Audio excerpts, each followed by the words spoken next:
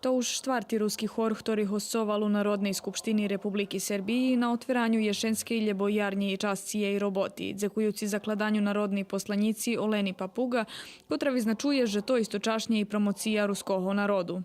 Ani za jeden hor nie pohańbela, że śpiewał himnu i że som ho privedla do skupštini.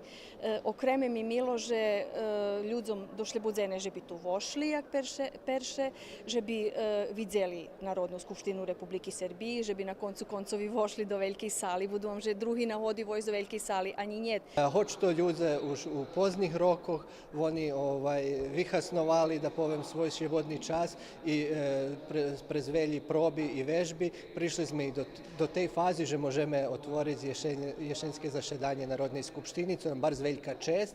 Po otveranju zašedanja parlamenta členi hora obišli Skupštinsku biblioteku i drugi prostoriji gdje še otrimuju rižni shacki. Predsjedatelj KPD Karpati Dejan Zahorjanski vyznačil, že odhod na totu značnu podiju sami finansovali.